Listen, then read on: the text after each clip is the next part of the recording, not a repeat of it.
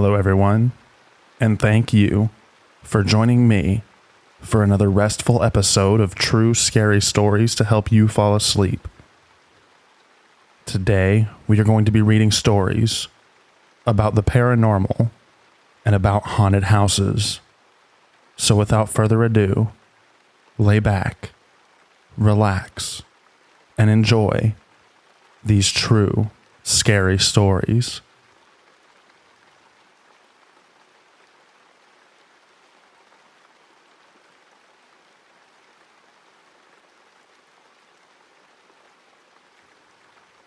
My girlfriend and I recently purchased a home this past summer. We have 4 dogs and no real neighbors aside from town halls, church, and a park. Our house's history is that it was built in 1949 and handed down through generations in the same family till us. After we bought the place, we immediately began on fixing it up. Just paint, mudding, refinishing floors, and some landscaping. This took us about 2 months after buying it before moving in. Soon after we moved in, I started a new job that works at night, 10 p.m. to 6 a.m. Around 11:30 a.m., I'm just about to fall asleep with the pups in bed with me, and we all hear 4 distinct noises that sound like they came from either my ceiling or the top of one of the windows. I didn't think much of it until it happened again 2 more times within 5 minutes of the first knocks. Each time 4 knocks. I started thinking that it may be a bird hitting the side of the house or something along those lines. But then the 4th time it knocked, I was standing next to the window that I thought it came from, and I didn't see anything. There's no doubt in my mind it was the window that was being tapped on, so I tested it. I tapped on the window 4 times just like it had, and almost immediately it responded with the same taps. I sent my dogs out into the back to try and scare it, but there was nothing at all around the house. This wasn't the first time either of us have heard stuff here, but it's only our bedroom. We have no idea what it means or why it's only there. But we've also recently been hearing what sounds like pitter-patters in the attic above our room.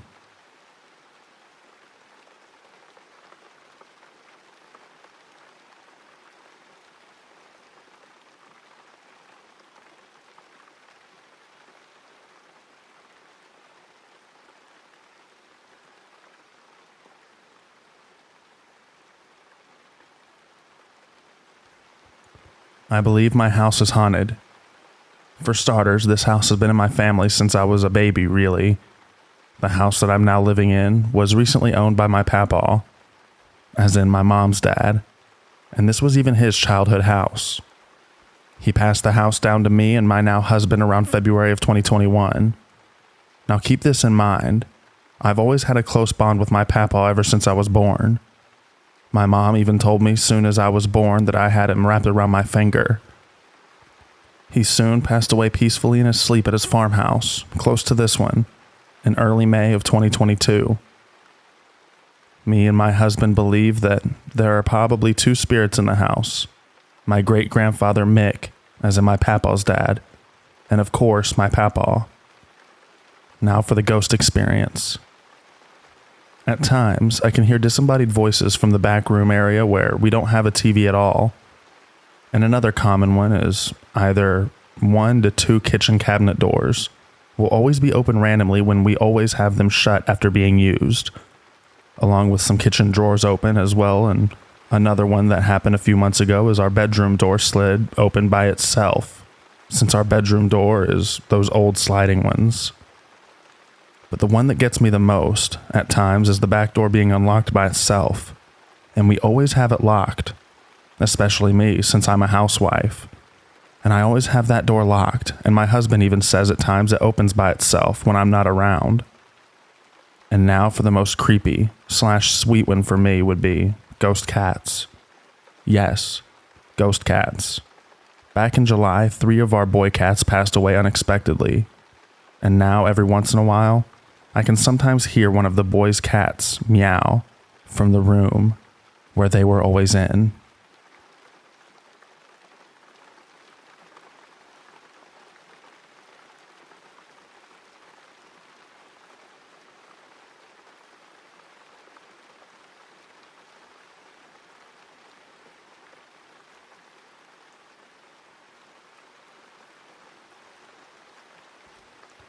This event happened some time ago in the early 2000s. It's not made up. I really experienced these events, even if they sound crazy. My parents were in a rough patch, and my dad had moved out of the house. I was in high school at the time. It started out one night my mom and I were watching TV. It sounded like scratching noises and heavy dragging noises in the attic, and we immediately assumed raccoons. I don't remember the timeline exactly, but we kept hearing this noise, and each time, the noise slowly crossed from one end of the attic all the way to the other end of the house. My mom did have a company come check for animals, but they didn't find any. Then the real scary stuff started happening.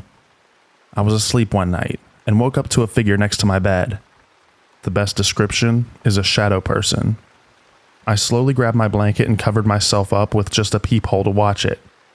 It was entirely black, even darker than the dark room around it, and it looked like the darkness was slowly streaming off of it. I was both amazed and terrified. I watched it for what felt like hours until it slowly backed out of my room. I was afraid to leave my bed, and eventually I fell asleep. The next morning at breakfast, my mom said that she saw someone standing at the foot of her bed, and then I told her what I had seen. There was a heaviness in the house after that. Other times I remember waking up at night and hearing voices and whispering. Sometimes I could hear music playing like it was an old theater or something. When I peeked outside my room, the noises would cease. One night, the dresser drawing at the foot of my bed slammed open and shut. Another night, Mom starting screaming in the middle of the night, and I grabbed my baseball bat and ran into her room. Just outside of her bedroom door was a chair, and I swear that I saw this shadow figure sitting in it as I ran into her room. She told me something had laid down on her bed next to her. As the events/encounters progressively got more frightening, we were afraid to stay in that house at night. I would sleep with all the lights on, if I could sleep at all. We started spending nights in a hotel. Even in the daytime, you would hear things like someone calling your name. I can't remember how long the haunting lasted.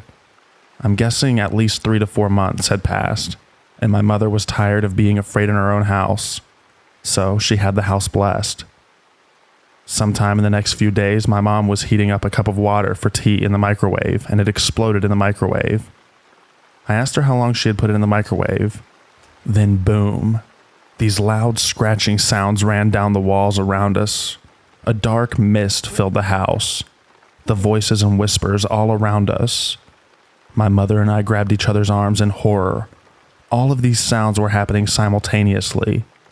And then this very deep, unnatural voice began talking over all the other noise. It was deep and unnatural. And if it was some sort of language that I've never heard or something like that, not even to this day. As my mother and I stood there, we looked down the hall towards the voice. Something was there. It was like a freaking horror movie. It was quadrupedal, made of the darkness, like drawing with a Sharpie in the air. It had what looked like several rows of spines down its back. And then my mother started to pray, and so did I. The creature slowly backed down the hall and into a bedroom, and slowly, all of the noises and voices faded away. The mist and haze seemed to follow it down the hallway, until everything returned to normal. I never saw or experienced anything again in that house. If anyone was curious, yes, when friends came over, they would have experiences as well. I've had other experiences since then, but nothing like back then. Sorry for the length. I'm sure I've left out some bits, but thanks for reading.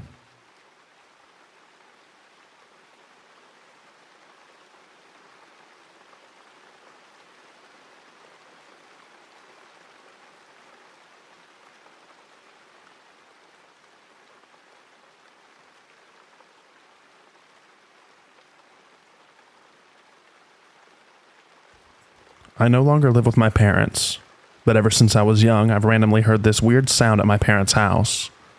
I will occasionally stay the night or weekend at my parents' house and still hear this weird sound from time to time. It sounds like someone quickly snapping their fingers really loud 3 times in a row. It's never any more or any less. When I say finger snapping, I don't literally mean snapping in half or breaking a bone. I mean how like you snap your fingers to a song or beat, or to get someone to hurry up. When I hear this sound, I only hear it at night and in the downstairs foyer area, or when I make it to the upstairs on what we call the landing, open living room-like space before the hallways/rooms. The foyer is very open, same with the landing. The stairs are right next to the foyer, and the ceiling from the downstairs foyer to the upstairs landing is completely open.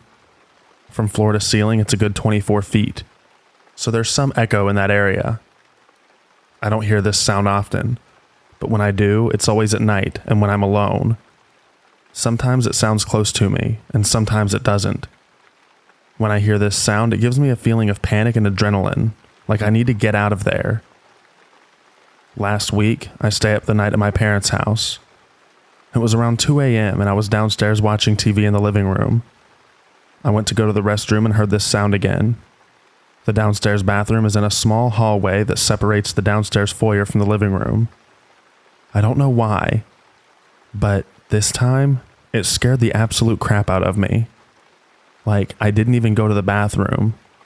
I hightailed it upstairs to my bedroom, leaving the downstairs TV on. I typically try to look at things logically, for an explanation. Especially with things like this. But I can't shake the ugly feeling I get when I hear the 3 snaps. Has anyone else ever experienced this? Also, is there any significance to weird unexplained sounds like this in the sets of 3? Like, what is this?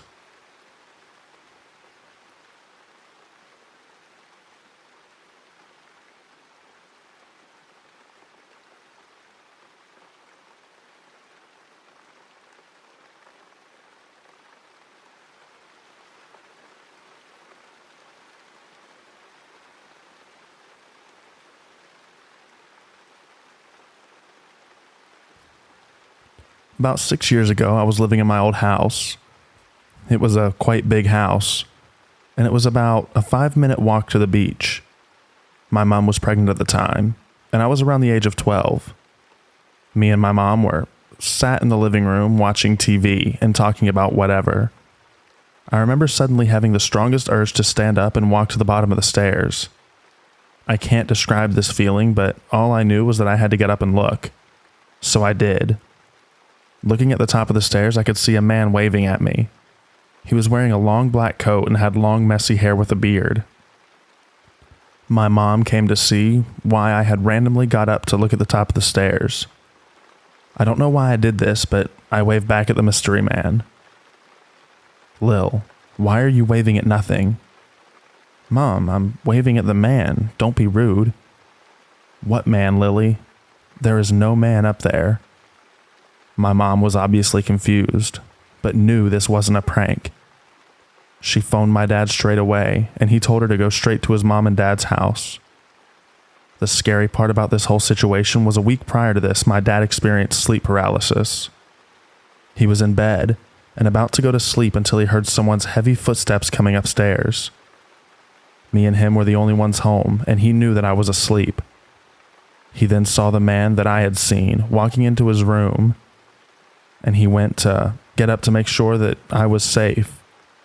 But a shadow-like creature had pinned him down for 10 minutes. What do you think the explanation is for this?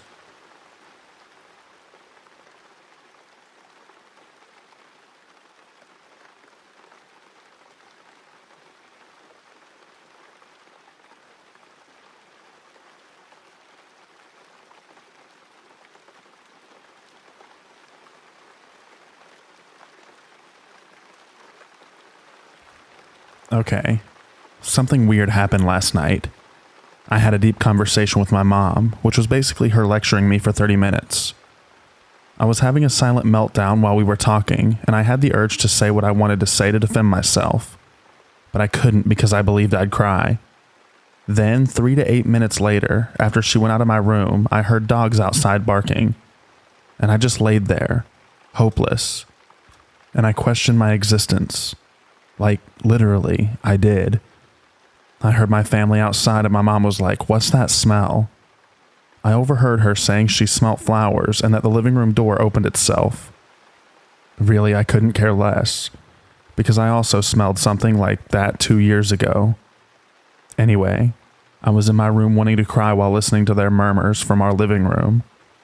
They were like, Mom said, "You there?" My second cousin said, "He's not here, Aunt. He's grounded."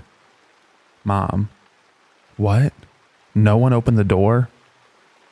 Cousin, I never heard anyone, so probably not. Mom, but the door literally opened itself. Grandma, it must have been the wind, honey. Mom, no, it looked like someone seriously pushed the door open. Cousin, I was busy with the phone so I couldn't see it, but there's no wind, Grandma. Mom, and that smell. Smells like flowers. Do you smell it? Cousin, nope. Grandma, I don't smell anything. And I was like, oh please, a spirit is obviously here. Grandma, who was it? Mom, after I scolded my name, this happens. Grandma, do you think it's a ghost? Mom, I don't know, but if it is, it's probably here because I scolded her. Then my mom came rushing in my room. I didn't say anything, just hopelessly facing my back against the door while laying down. She approached me and asked, "Hey honey, are you okay?" I still feel terrible because of the conversation, so I didn't say anything. But she keeps on asking, "Are you okay?" What do you guys think? Was this a spirit?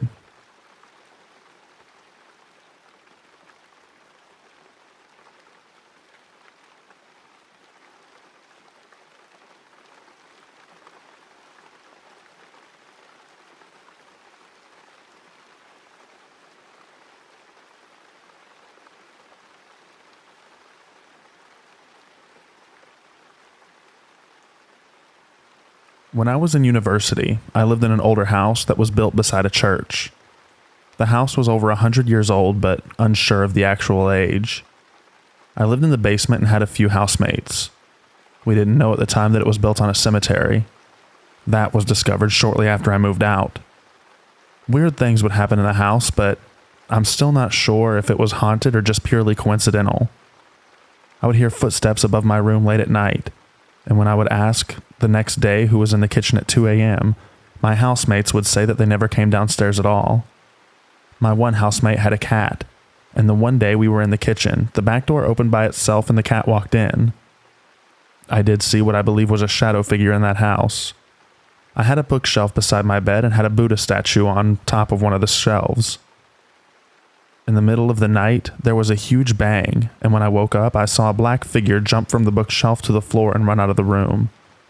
The shelf with the Buddha figure had fallen off the bookshelf, and the Buddha had smashed into pieces on the floor.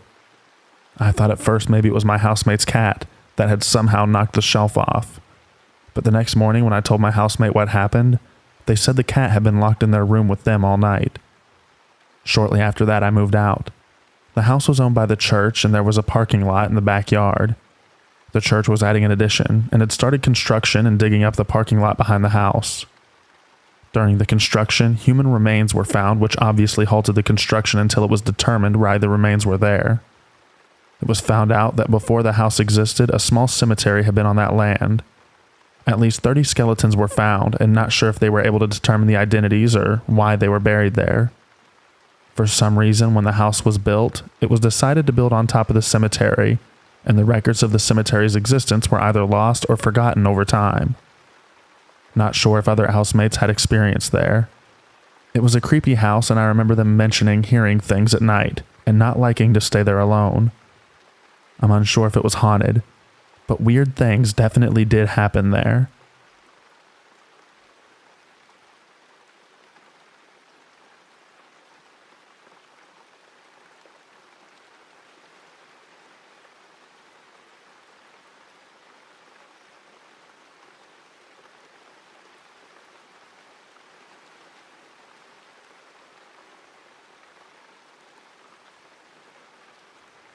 First, please let me know if this is the wrong sub for this. I do apologize if it's not the correct sub. I don't know where else to ask or talk about this. My husband and in-laws don't believe me whatsoever. Okay, so I need to preface this. For years I have had dreams related to ghosts and spirits and stuff. Since I was a kid, it's how they talk to me. Usually, for me to make sure it's actually related to not, just a weird dream. My mom taught me that I should repeat a number of times and how to look around and do things within this dream.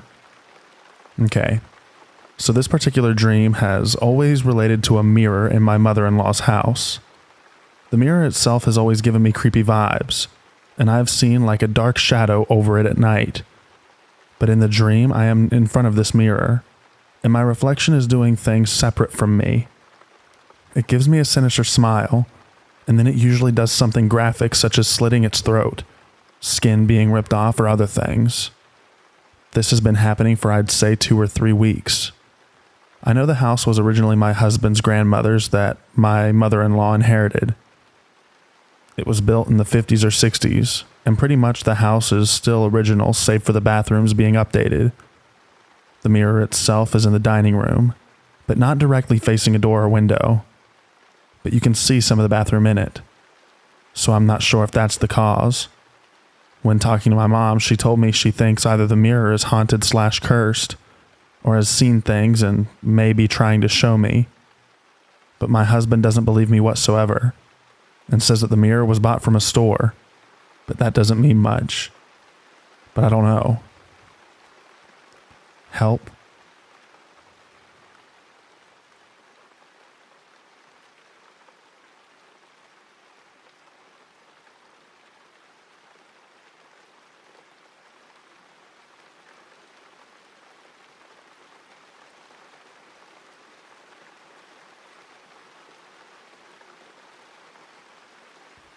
When I was a kid, I lived in a haunted house.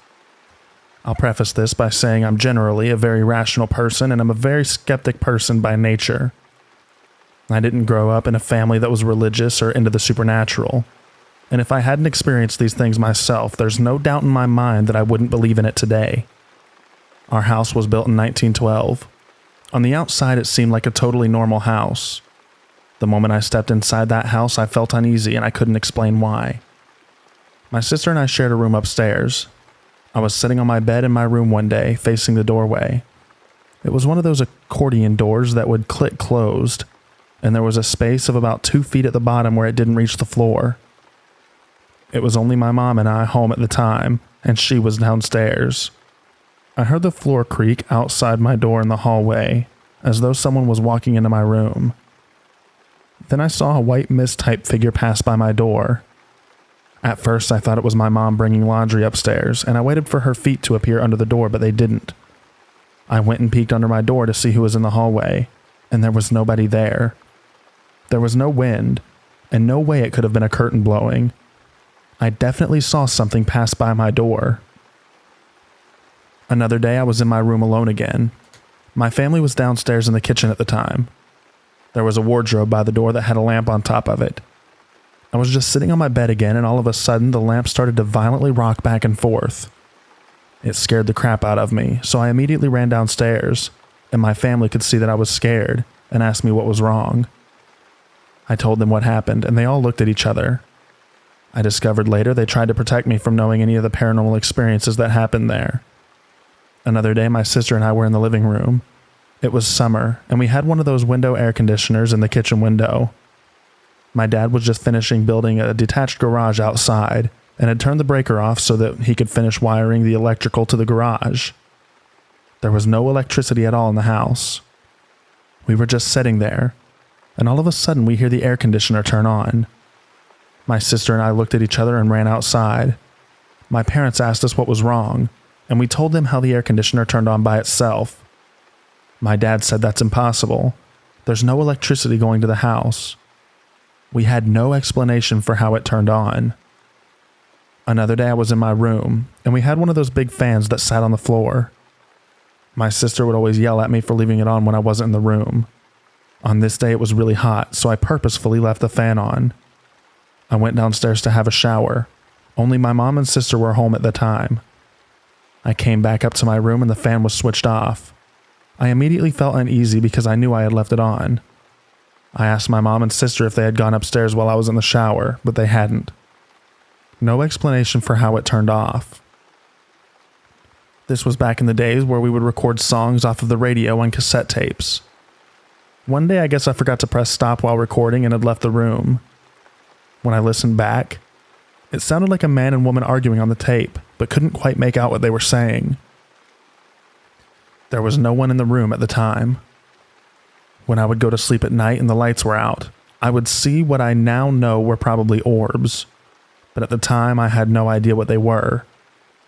It was like static electricity in the air. I don't know how to explain it. The closest thing I've ever seen to it are sparklers. It used to scare the crap out of me, and I would run to my mom's room to tell her, and she would say, "Oh, it's just your eyes playing tricks on you. Don't pay attention to it." I would go back to bed and hide my head under the covers. There was a spirit that would stand in the corner of my room and watch us constantly. After we moved out, I told my mom one day that our new house felt so much happier than our old one. She asked me what I meant. I told her how our old house had such a heavy atmosphere and felt totally different, and I always felt like I was being watched. I asked her if it was haunted, and she finally admitted to me that it had been, and they had tried to protect me from it because I was the youngest. I described two of the ghosts to her, the female that was always in the corner of my room and the male spirit that stayed in my brother's room. I described the time period they were from and how they were dressed. That the woman was in a long dark dress and that the man sat on the floor in my brother's room and looked out the window. No idea how I knew these things, and turned out I was pretty close. Except for the woman wore a black veil that hid her face, and the man actually had no legs, which was why I thought that he was sitting all the time. While we lived there, I had a recurring dream where I saw a little girl in a white nightgown cowering in the hallway outside my bedroom and crying because the house was on fire. I was constantly paranoid about fires while living in that house, and would constantly check the electrical outlets throughout the house to make sure that everything was okay.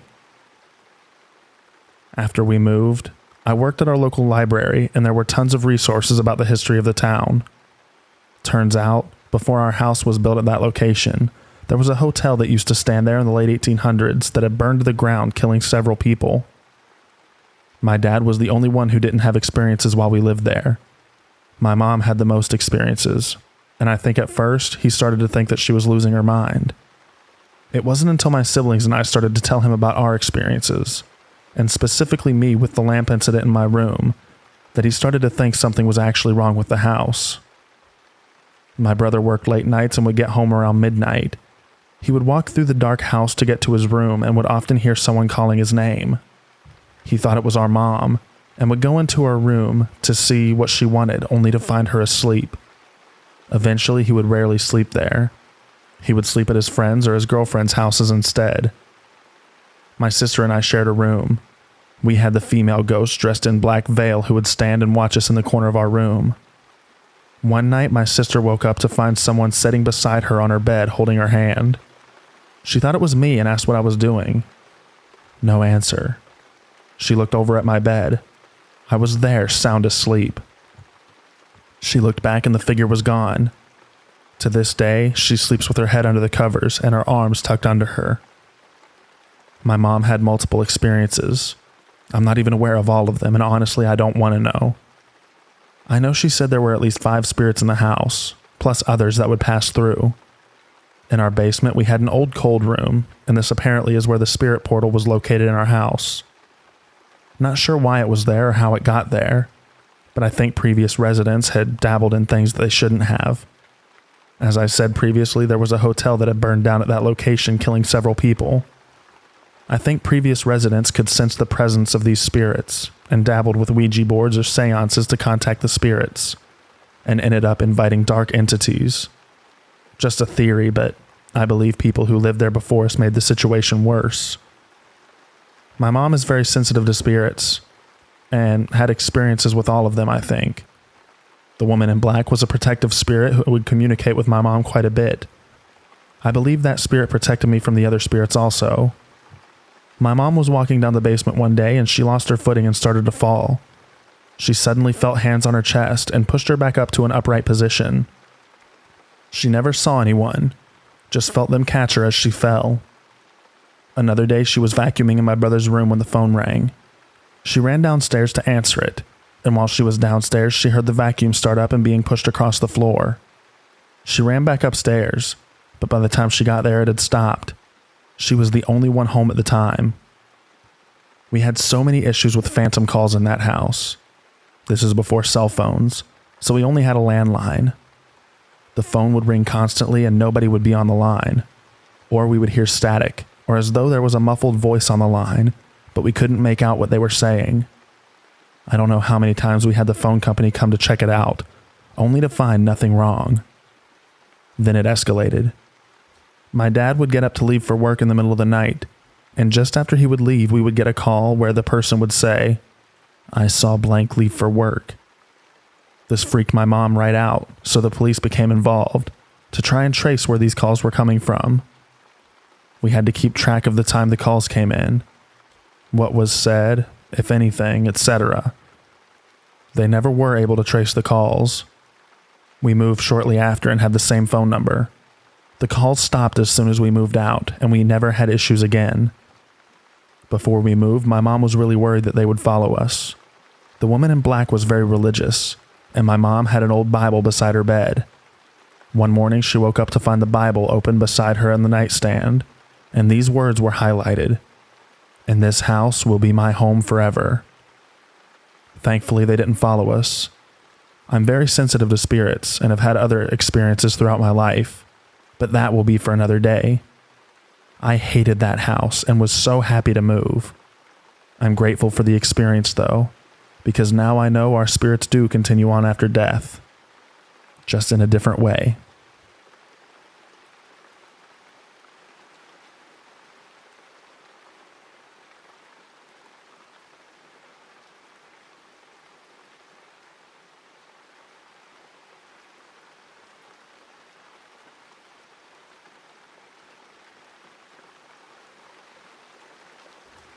Hey everyone. I was curious about some events in my life, but I've always wondered what to do with this story, so here it goes. I was raised in a pleasant house, but me and my 2 other family members always felt odd. For some reason, all of these paranormal things only happen to my mother, brother, and me. We come from a psychic sort of bloodline, so I always figured that that was why. One time, my brother woke up in the night and placed a 60 to 80 pound TV on my mother's leg and watched the static, asleep, and only 8 years old. Then the psychic things began to happen. My brother predicted a death, and I've also predicted and known exactly when a family member passed. My brother screamed bloody murder once, and we walked in and he said it was a boy with red eyes. He saw this boy many times, but I never did, and he doesn't remember any of it now that he's an adult. All of this toned down once we moved and got older. But I'm curious if anyone has any explanation.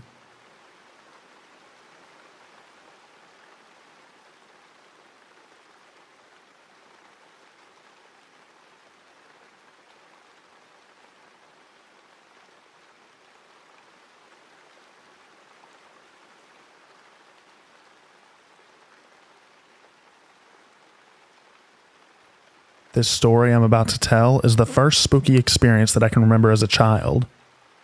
I don't remember how old I was, probably no older than 12. My younger sister and I were friends with our neighbor's granddaughter, who was often at her grandparents' house while her mom worked. We'd take turns going to each other's house. The girl we played with, I'll call her Jay, had pretty much free reign over the house, while her grandma, who was a nurse, slept during the day. We weren't allowed upstairs though.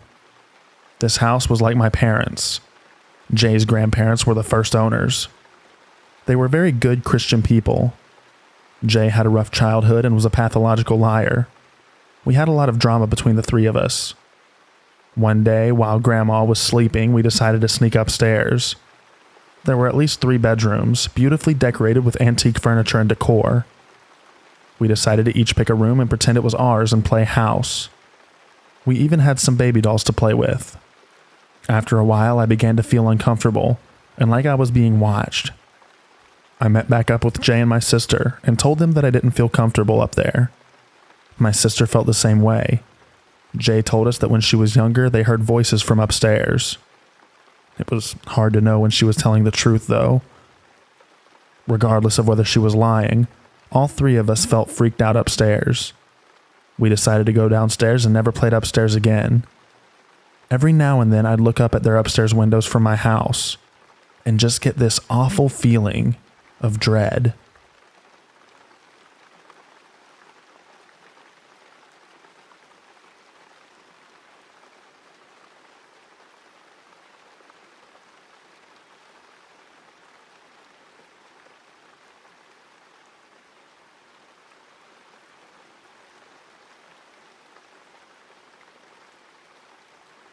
I'm a budding real estate investor and bought an older house so that I can renovate and eventually rent it out. When I went to view the place with my realtor, the owner showed us around and also told us her sister passed away in the bedroom upstairs. The house is a beautiful, not at the time of viewing, old home built in the early 1900s. As I'm a few months into the reno, this happened a few months ago, April, I believe. A week after the trash guy came to clear out all the furniture and trash left in the home by the previous owner, an older lady and a screenwriter/playwright, I went over to begin patching walls so that a few days later I could paint. I got to the house very early in the morning, took care of the 4 bedrooms upstairs, and was downstairs working in the parlor room and dining room. I had been there since 8 a.m., and now the time was around 5:30 p.m. As the house/town sits in a valley, the sun was down over the hills and it was getting dark. I was on the last wall I had planned to work on with my back turned from a pretty awesome antique record player the previous owner left behind. All of a sudden, the hand-cranked record player starts going off playing music. All of the hair on my body rises and I get goosebumps. I turn to look at the player and it stops playing. You bet your butt I packed my bags and left. A few months later, I'm painting the staircase in the early afternoon. Sorry, restorers, but this thing was in bad shape and the quickest option. And on the landing going down to the first floor where my hair stands on end, and I catch a quick glimpse from the corner of my eye of a woman with a white sleeping kind of garment on the first floor. This event creeped me out for mere seconds, and everything went back to normal. I kept working for a few more hours. My aunt helped me paint on a different occasion and stated that she was touched on her shoulder. It really is a beautiful house, but I sincerely believe that she doesn't mean any harm.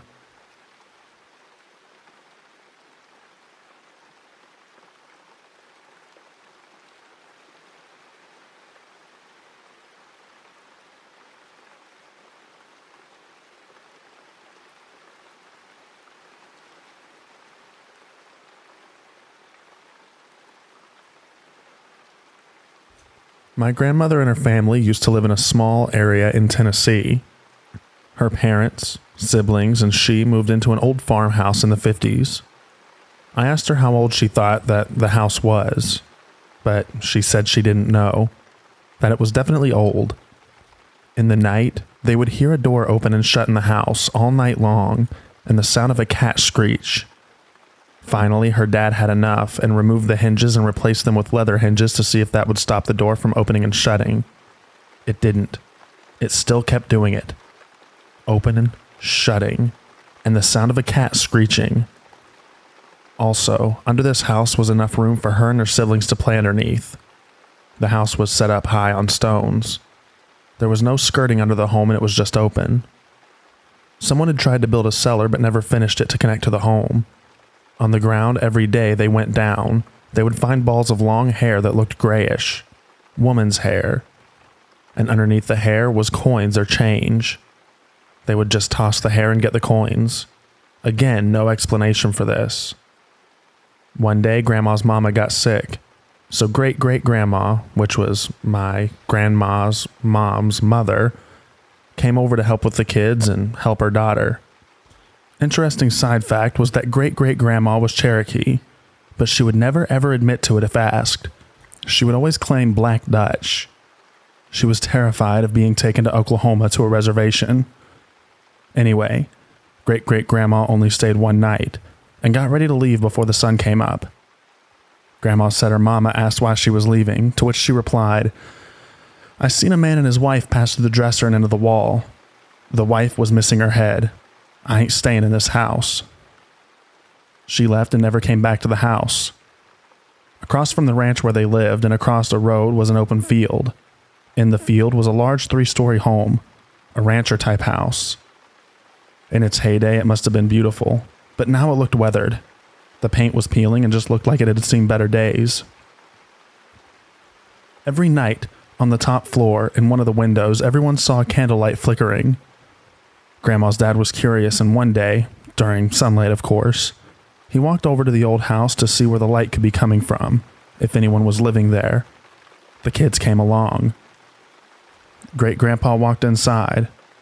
The house from the inside looked worse, and there was no way someone could go upstairs to the top floor because the stairs had rotted away. Meanwhile, Grandma's half-sister went to the cellar door of the old house and opened it.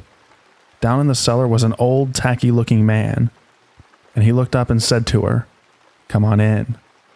Her sister slammed the door and ran. There were no steps that led into the cellar. I don't think they ever went back over to that rancher house again. They stayed in their house from when my grandma was 8 till she was 11, and then my family moved. If there are any more details to this story that I've missed, I'll ask her, and I'll add it.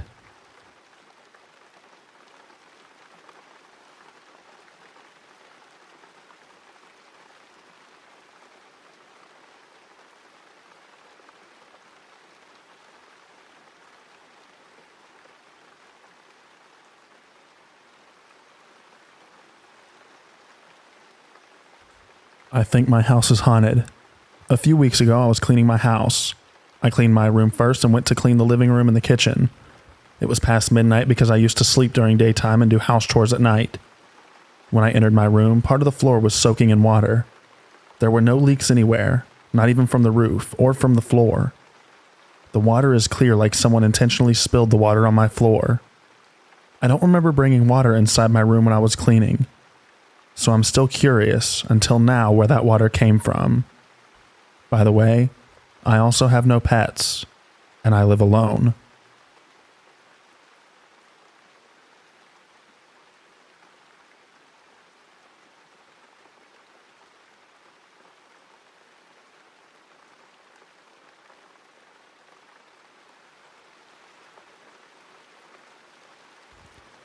I was a child who grew up in a haunted house.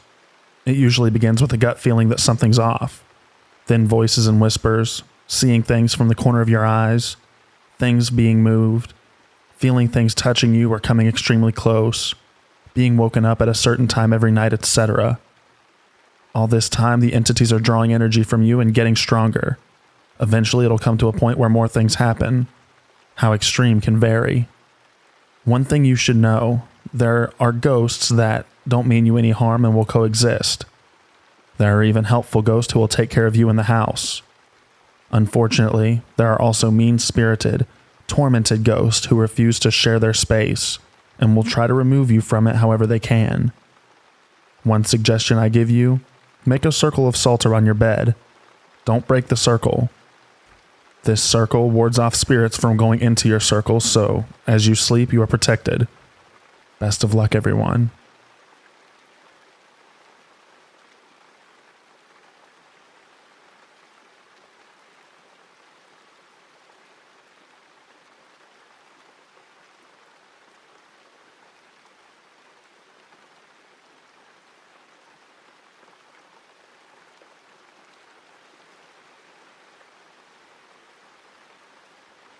This story happened 5 years ago in my old house in Endwell, New York. So I was up watching TV and I had the urge to go take a shower for some reason. So I got up and went to the bathroom, and I went to start the shower, but then someone or something threw a brick through my window. I almost crapped my pants. I looked out the window and I saw a woman with hair that looked to have a ton of gel in it, and I assumed this because her hair was super stiff, and it didn't move when a gust of wind came. I couldn't really see much of her face, but what I did see of it was that she had no jaw. Anyway, so I'm standing in the bathroom looking out the window at her, and she pointed behind me, and I looked behind me, but there was nothing there. So I look back at her, and she is at the window. Now this shower was on the second floor of my house, and I saw her from her waist up. So either she had a ladder or she was floating. So I jumped back and tripped over the toilet, and I hit my head on the sink. I cracked open my head and I was gushing blood. I saw stars for a few seconds before I blacked out. I woke up in the hospital with stitches in my head. I had to get 32 stitches. This was the most messed up experience of my entire life.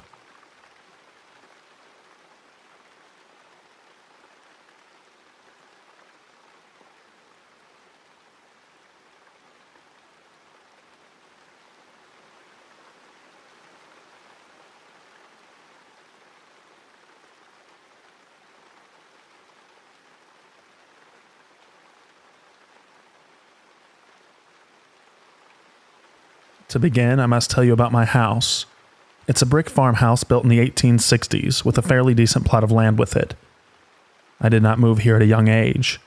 I lived in this house my whole life, and I have seen many things that have made me know that there is ghosts and more to this life. Behind my house used to be a cemetery, but they decided to move the bodies, and rumor has it there are still a few out there that have not been uncovered. This is a rather short story, but I feel like it's the best one to begin my little series with. And now, I shall begin. It was a summer day. I had just gotten home from school and the bus ride felt long, almost too long. I had gotten off the bus and my dad waited after school to pick us up from the bus. My brother and sister sat up front with my dad, and with no other option, I sat in the bed of the truck. I was just off in my drowsiness as we were getting closer to the house. When we were close to the area where my parents park, I noticed what looked to be the end of a white sheet blow into the machine shed. Once parked, I began to walk down to the barn thinking it was a sheet that had blown off the clothesline due to the wind, so I was going to retrieve it for my mom. Now that I'm older and I think about it, there was not enough wind to pick a sheet up that high in the air. As I walked down closer, there was no white sheet. It was not in the barn. It was nowhere to be found. I don't know what it was. After that happened, I didn't say anything for fear of my parents thinking I was just making things up. But I know what I saw, and if anyone has any idea to what this would be, I would love to hear it.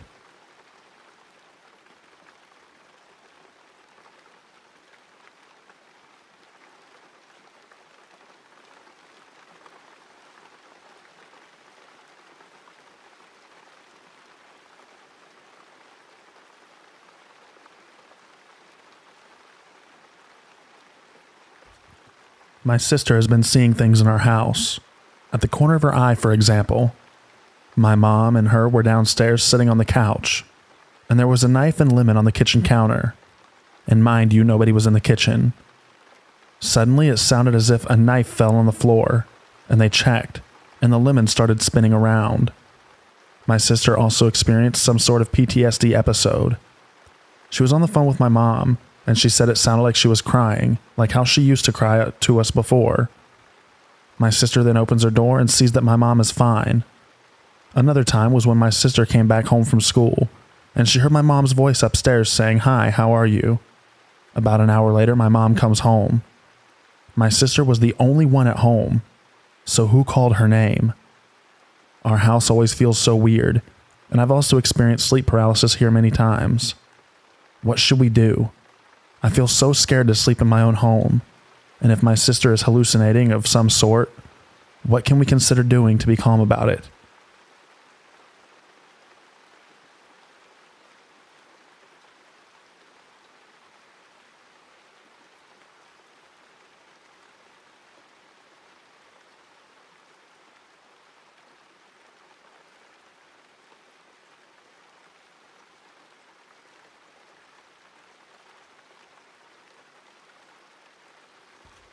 Before I start this story off, I would like to say that this house was built in the 60s, and I'm not entirely sure, but there hasn't been any deaths near or in this house, but it still scares the crap out of me. Around 2016, me, a female, and my family moved into this house. It needs a lot of renovating, and also it's just generally old. To add on to the oldness to this, the family graveyard of the neighborhood owners are about a block from us. And all of the streets are named after the now deceased children, which is sweet, but also very creepy if you think about it. Now onto the main story. So about 3 or 4 months into us living in this house, I was very sick and ill, to the point where I was coughing, sneezing, and sometimes puking. It was the worst part of being there. But around the time where I started to get better, doors started to slam a lot, even when nobody was upstairs. My door, for example, was slamming a lot, and to the point where a crack is now in the middle from the force of the door slamming. But not only was it mine, it was my brothers and sisters, or any doors in the hallway where our rooms resided. At first, me and my family blamed it on our windows being constantly open and with the airflow, but I really doubt it looking to that, as it was around winter when this happened. Another thing to add on to this is I can now hear footsteps walking towards me in my brother's room. Not necessarily footsteps, but like you can hear something moving forcefully, and then it sounds like something is opening up the door. Also, to add on to me thinking this, is that I keep an EMF reader around just in case to see if it's actually true. EMF readers are still faulty, I agree. And sometimes I get up to an EMF 3 before it disappears. Lastly, I always feel like there's something sitting in my chair in my room while I sleep, to the point where I have to have something on my chair, and my chair facing a different direction from my bed. I've recently been paranoid of my chair, as it is usually facing a different direction than what I leave it, but it could also be in my imagination. There's really all my ghost experiences, but I hope it gives you guys a good story. Bye.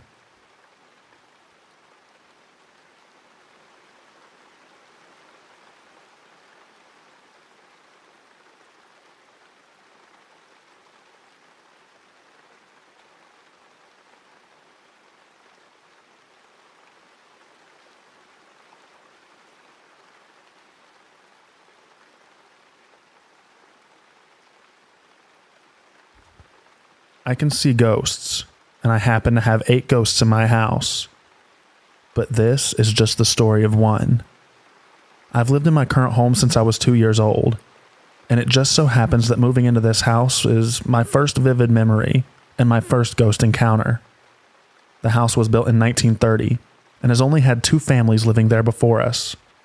Compared to most haunted houses, it's a young house. When we moved in, I ran straight into the kitchen and started talking to the woman standing there. She was dressed in all black and had her hair up in a near bun. She said she was the past owner and was making us some cakes to celebrate us moving in, but had to be quick because she was on her way out. My parents are stood there laughing, thinking that I'm talking nonsense, until I tell them that the cakes the woman is making are for us, and they are immediately confused because no one is there. They mentioned it to my gran, who is a big believer in ghosts, and she asks me to describe her, so I did. To this day, she is still shaken about how accurate my description was of this woman. The description I gave her was exactly how the original owner's wife looked when she was young, who had died a few years before I was even born. 2-year-old me in 2004 was having a conversation with a ghost stuck in her 1930s form. She is still around today, and whenever I decide to bake, she is immediately by my side, watching me.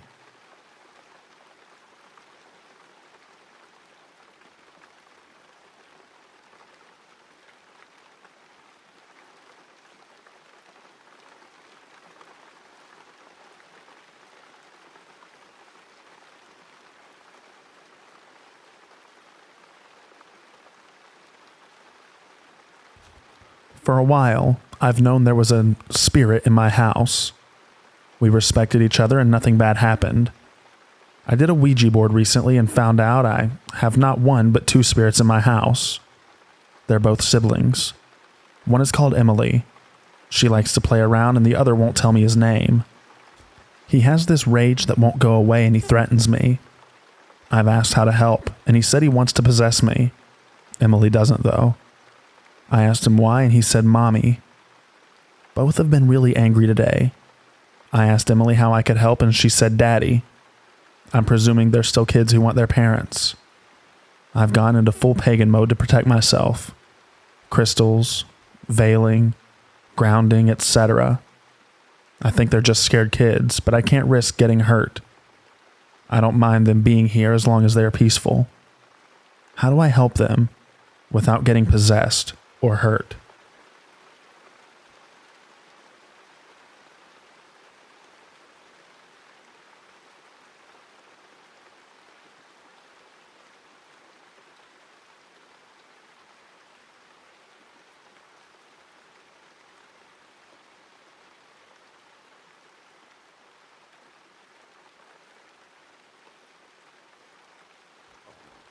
From the ages of 14 to 93, I lived in what we believed was a haunted house.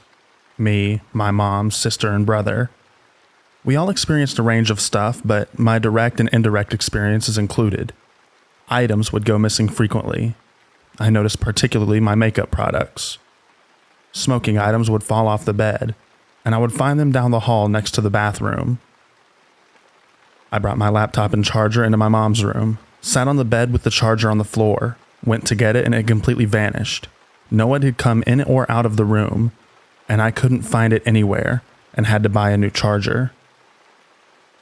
Things hanging on the wall would swing vigorously side to side. A calendar and heavy-studded mirror with no obvious cause. A snow globe on my bed backboard suddenly fell on my head while going to sleep. I didn't move to knock it off. My hair straighteners would turn on by themselves, and the oven would be turned up to the highest temperature while cooking. Nobody in the house would do this, as it's a huge fire hazard. A couple of times I went into the kitchen and all of the cupboards and drawers were open. I thought that only happened in horror films. Weird noises and banging, like people coming up the stairs. Cold patch in the lounge.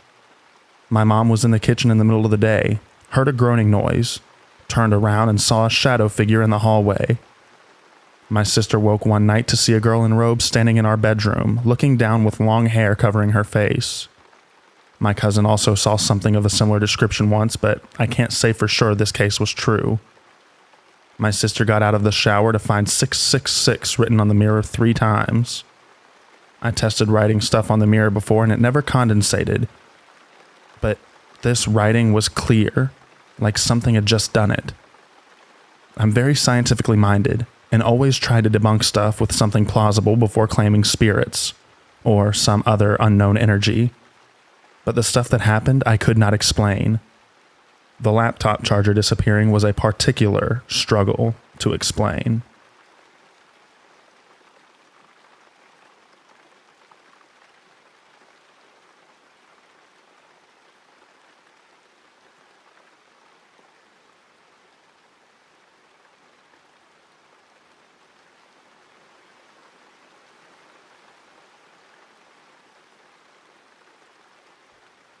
Hi, my name is Dominic. I'm a 15-year-old kid that lives in a small town in Texas. Keep in mind that this has stuck with me since it happened, and I'm still confused today. I'd like for anyone to try and give me the best explanation as possible, and let me know what you think. So back in about 2012, I was about 6 years old. We lived in a house in Abilene, Texas. So turns out, also I learned all this house info years later, the house was placed on an old cemetery and it was haunted. Well, on this exact date that I remember, it was May 5th, 2012 at 9:20 p.m. I went to sleep and started dreaming. The dream was my siblings in our bunk bed. The way our house was built, there was this short hallway to our rooms and ours was in the very back. The front of the room faced directly across the hallway to my parents' room. Down at the end, on the right in the hallway, there's a bathroom, and in the middle there was another room, on the left, and a closet on the right. Well, it was dark all the way down to the end of the hallway, and all the lights that were on in the whole house was the living room lights. Everywhere else was black, and you could barely see into the rooms. I remember I jumped out of bed, and all of my siblings raced to the end of the hall. I remember I was the last one out of the room. There's 3 things that I saw at once. 1, I looked into my parents' room across the hallway, and I saw a shadow in the window. 2, I saw my siblings at the end of the hallway all of a sudden. Last, I felt a gravity pin me against the wall. I tried to move and scream, but I couldn't. I was pinned against the wall and I couldn't talk. I looked to the right into our room, and we had a short dresser, maybe like 2.5 feet tall.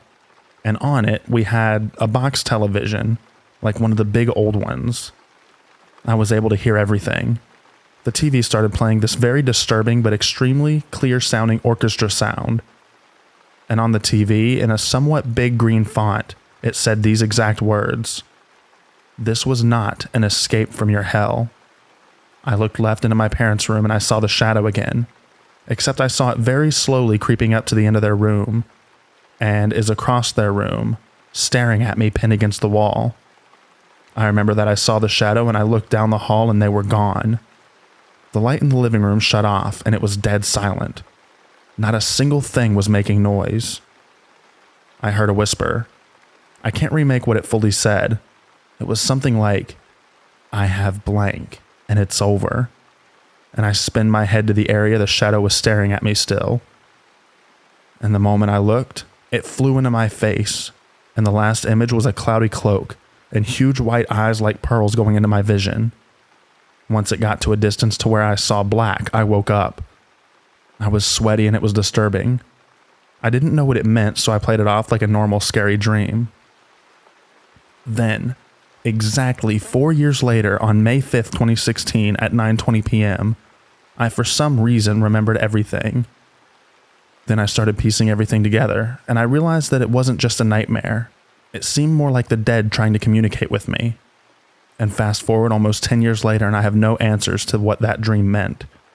Now keep in mind that I'm not into seances or dark magic or Ouija board things. I believe in afterlife and I believe in ghosts. And my dad and I are pretty theoretical people. We believe in a lot of strange occurrences that happen around the world daily. Again, I've never had a personal experience of an unknown entity person that I have memory of. Now we live in the same house.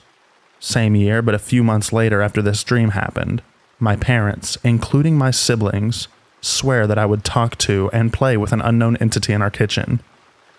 I have absolutely no memory of this whatsoever. So many things I've heard of, and yet I have no memory of it at all. All of this is unexplained and has definitely left a huge dent in my mind, wondering what it is, and we will never find out unless the future withholds a bad experience that awaits for me. I pray that this unknown entity doesn't reach my kids when I grow up. Also, this is my first time ever using Reddit, and I just really felt like I wanted to tell the world and get this off my chest. Again, if anyone has any possible explanation to this, I would gladly appreciate it if you let me know. Thank you all.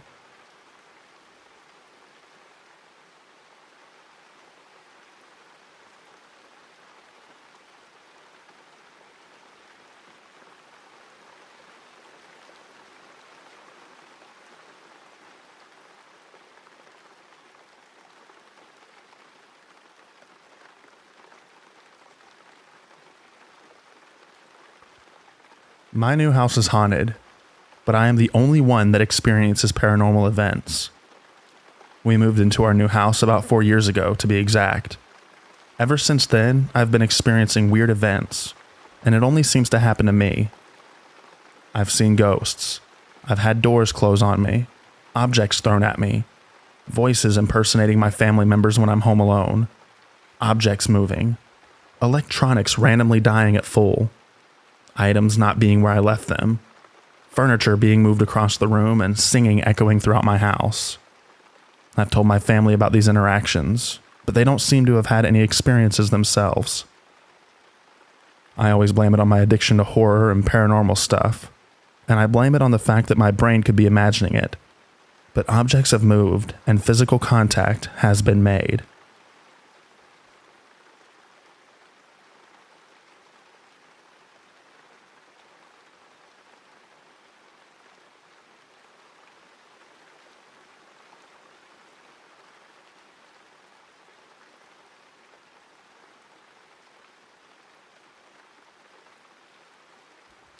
These are my personal experiences. I will try to put them in chronological order based on the age that I was at the time of the incidents. But some of the stories are intertwined, stretched out over decades, and include 3 countries and 2 continents. First, I would like to start by saying that I can remember things from my very early childhood with great detail. By the age of 18 months, I spoke, walked, and was potty trained. I have freaked out my parents, family members, and random people multiple times over the years, without knowing why, and it all boils down to family secrets. I got the, "It's impossible for you to remember this. Somebody told you about it," a lot. Other times they would want to bring me to the priest or church, or told me to stop lying and making stuff up. You know, the classic stuff. So here we go. When I was around 4 or 5, my grandmother, father's mother, I have her name, took me to the market. On our way back, I saw a group of women seated on the front porch of a neighboring house, and they seemed pleasantly surprised to see us. I heard one of the women say, "Is that Mary?" All of the women looked at us and started calling our name excitedly, but my grandmother didn't react, and it started to upset the women, especially the oldest one in the group. She could not believe that we weren't stopping to respond, as was the etiquette, which was weird, even to little old me at that point, because we lived on the countryside, and everyone knows everyone, if you know what I mean. So I asked her, "Grandma, why aren't you greeting the women?" My grandma looks around confused. "What women?" Me pointing at them. "There." Grandma, while looking straight at them. "Where?" Me, still pointing at them. "There, they called your name." Grandma, "Sweetie, no one has lived in that house for a long time. What do they look like?"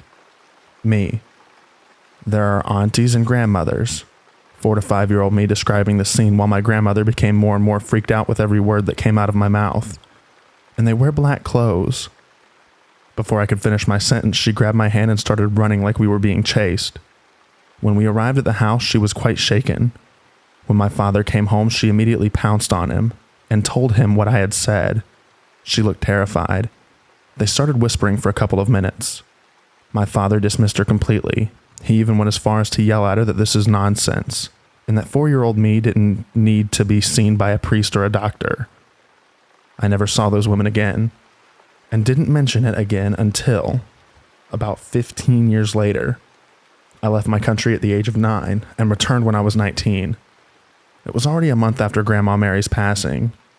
Never got a chance to say goodbye. I walk into the house, look to my left, and there on the wall, on a small old black and white photograph, the women that I had seen so long ago.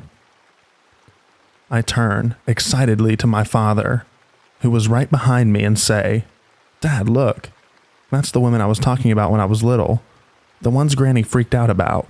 Who are they?" He looks at me in disbelief and says, "They're your grandmother's mother, sisters, aunts, and cousins. But sweetheart, these women were all dead decades before you were born." Me, looking straight into his eyes.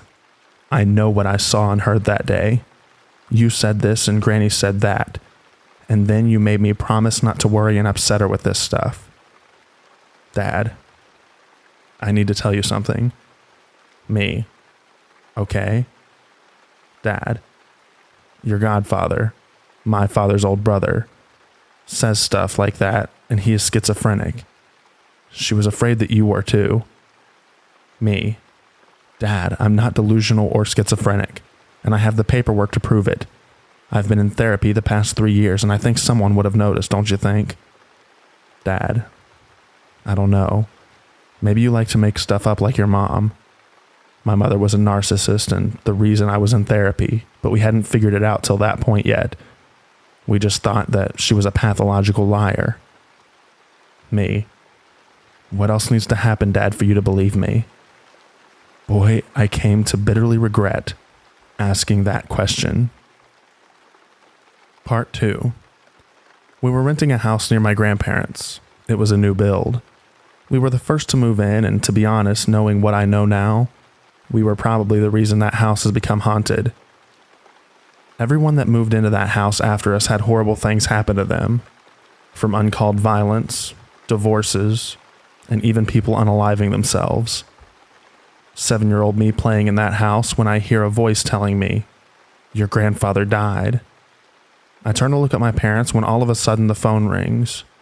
Before my father can reach the landline, I yell, "Daddy, Daddy, Grandpa is dead," meaning his father.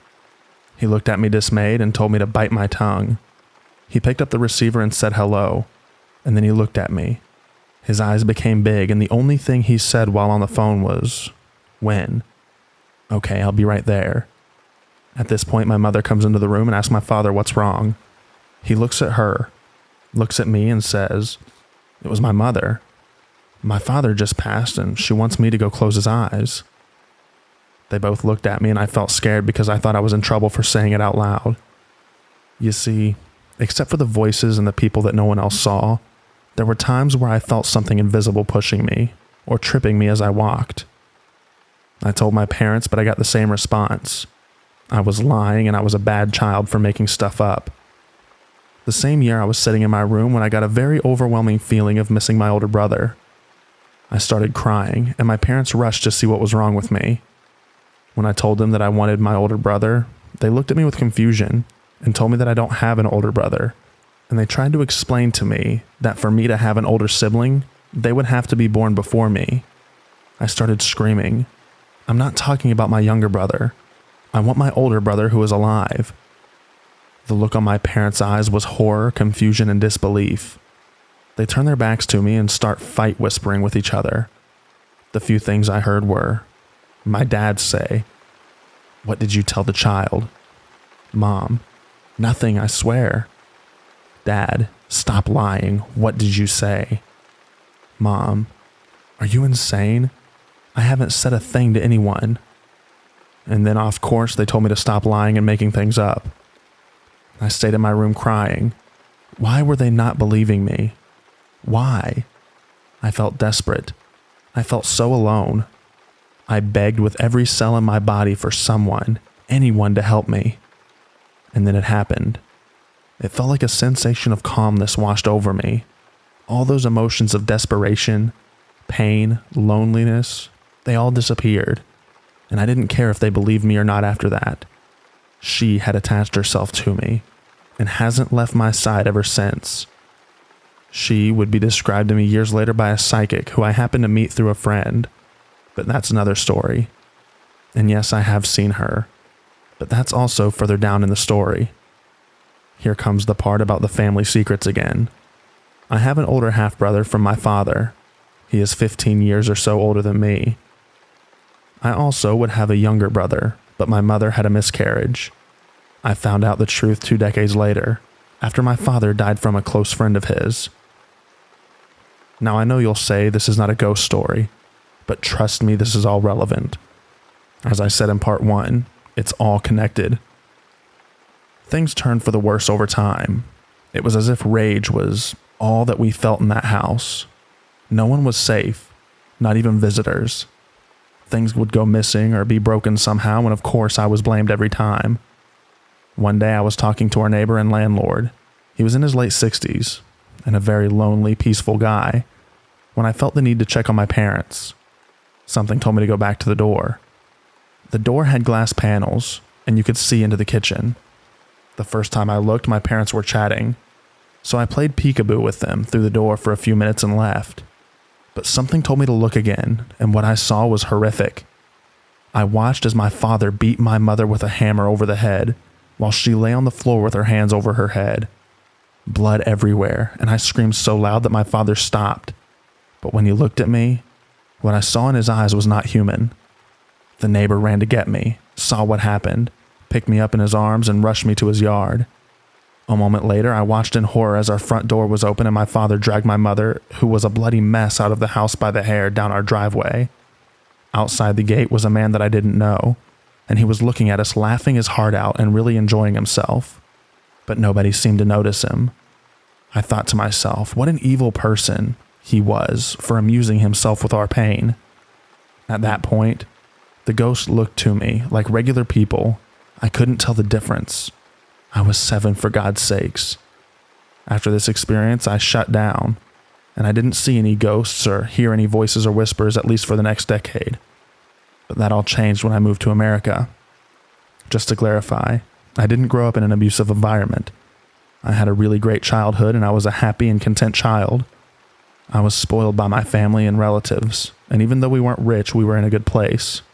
And to this day, I consider my father's family's house as my one and only home. My father could never explain what had happened that day, and it ate at him until it manifested as cancer and took him to the grave.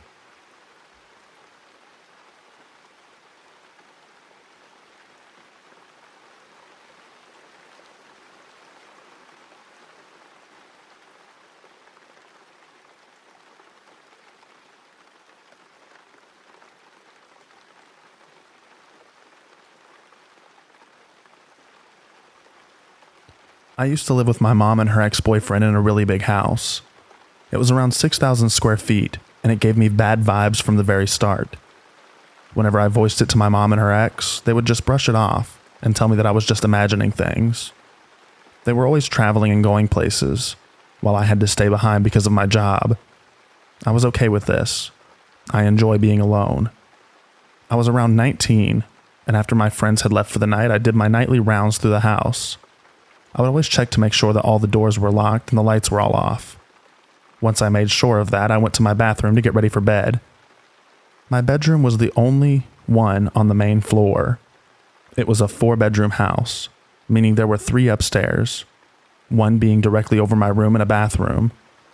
My room and bathroom are separated by a small hallway, which can be closed off by a sliding door, meaning there was a door to my bedroom and to my bathroom, which I always left open because I could close off my little hallway.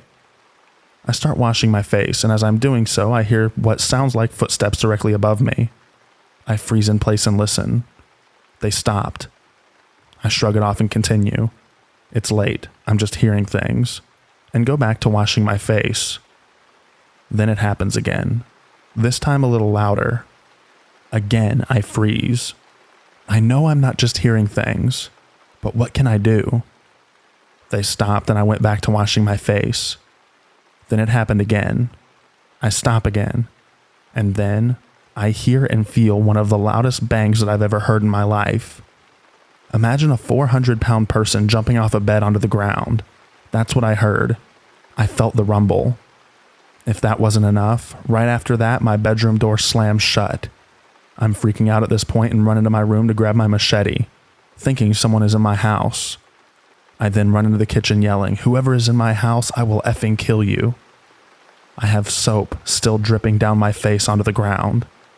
Seeing that all the doors are still locked, I run back into my bedroom to rinse my face off quickly. I pack up my bag and call my best friend. I tell him what's happening and he tells me to get the F out of there. So I keep him on the phone as I finish packing up my bag and get outside to my car. As I'm pulling out of the driveway, I notice something upstairs. Every single light is turned on. I know for a fact that they weren't on 20 minutes before when I checked everything. I didn't even think twice. I just kept reversing and didn't look back at the house. I've seen enough scary movies to know that there would have been a figure in one of the windows staring at me. I went back the next day to see if someone did actually break in. There was no sign of forced entry. All the doors were still locked and nothing was missing. All of the upstairs lights had also been turned off. Fast forward 6 months and we move out. My mom then tells me that the house was turned into a hospice after the original owner from the 1930s was widowed and got lonely. She turned the house into a place for those with no family to die peacefully and not alone.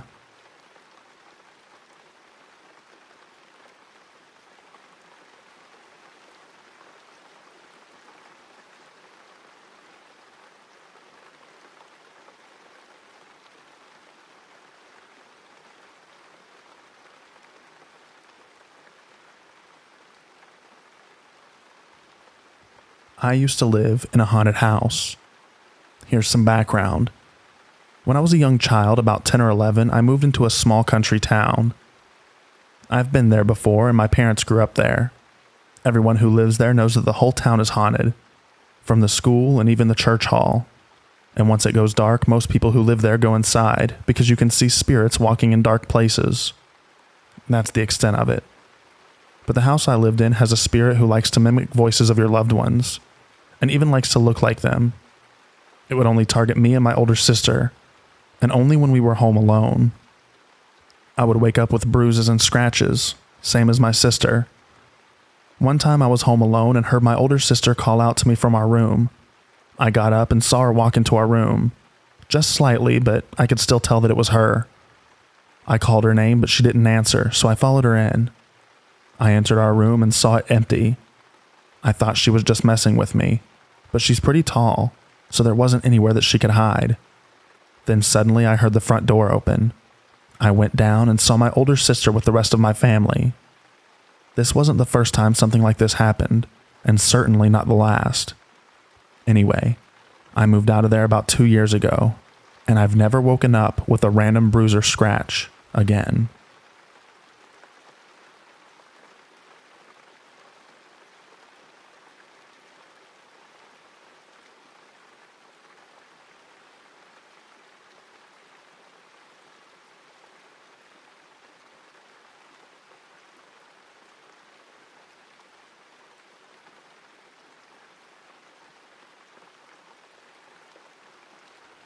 The Tidiute Children's Center, also known as the Twin Bridges Orphanage, was established by Pennsylvania State in the 1890s as the mining boom of the area declined. While some of the children there were orphans, many were simply abandoned by parents who couldn't afford to care for them. Tales of abuse at the orphanage were numerous. Children were whipped for wetting the bed or hung on coat hooks and locked in dark rooms as punishment. Many children also perished on the property from disease. Unfortunately, the headmaster of the orphanage was said to be a cruel man who tortured and even slayed the children who lived there. That is, until one night in 1944. According to legend, the children rose up against the headmaster and hanged him from a pipe in the basement. The headmaster supposedly began to haunt the orphanage, looming over children's beds and appearing as a shadowy figure in the back of class photos. The orphanage eventually shut down and was abandoned in the 1990s before it mysteriously burned down. One former employee said that there were 30 headstones in the yard for children, but they've since disappeared. The orphanage was closed in 1976, and the current owner claims to hear children singing when alone on the property. It was investigated by the TV show Ghost Adventures, who communicated with the spirit of an orphan girl and found flashing lights dancing from room to room. These days, the house is used as a guest house and Airbnb. This is a true hidden treasure for ghost hunters. You'll have to see it to believe it. 2946 Campbell Hill Road, Tidiute, Pennsylvania, United States.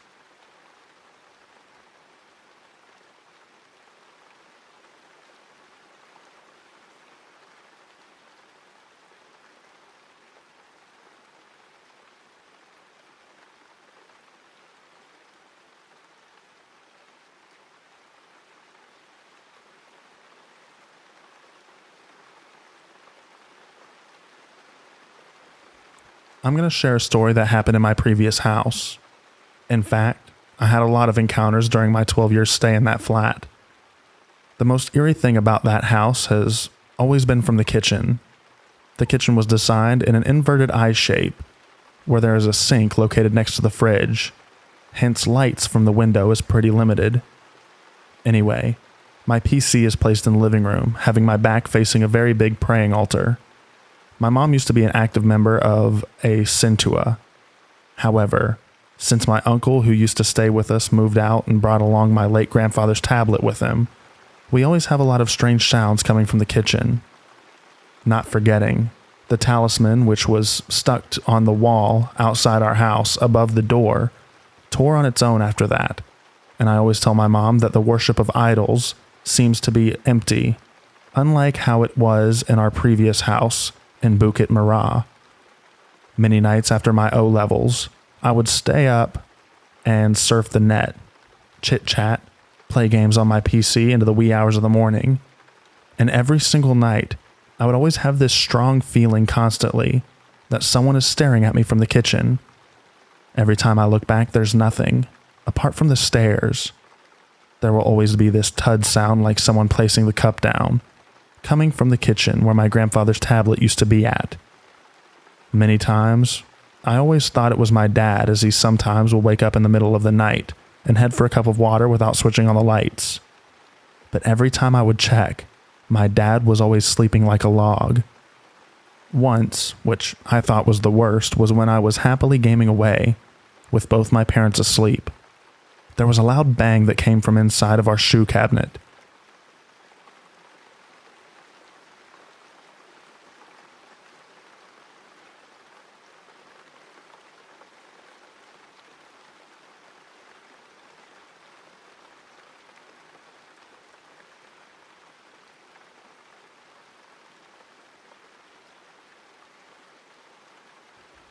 I'll start this off with a little bit of a backstory / important information. I'm a 23-year-old female.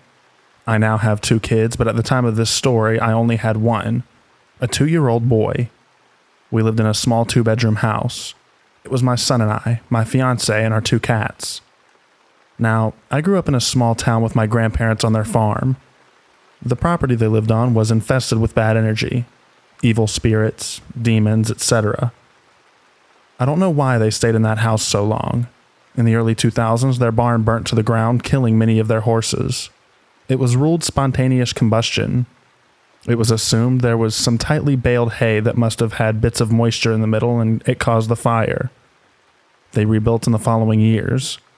As I said, this house/property was evil.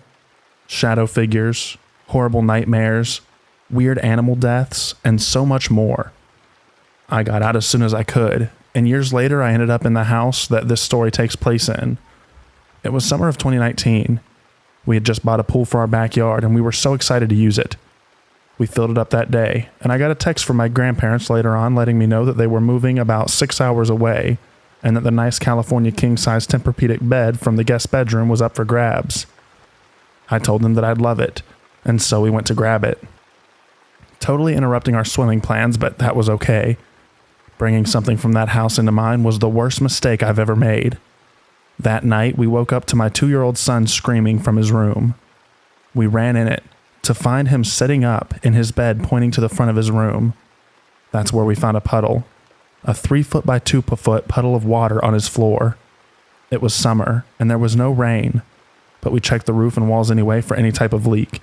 There was none. We checked him to make sure that he didn't pee. He didn't. I smelt it. Gross, I know. And it wasn't cat pee. There was absolutely no explanation. He slept in our room that night. The next morning, we seen our bathroom sink was clogged. My fiance turned off the main water line under the sink so that no one could turn the water on, causing an accidental flood. A couple of hours later, we headed straight to the store to get stuff to unclog it. When we got back home, I saw water coming from the bathroom flooding the hallway. Both sink handles were turned on, and water was pouring from the sink. We checked our security system.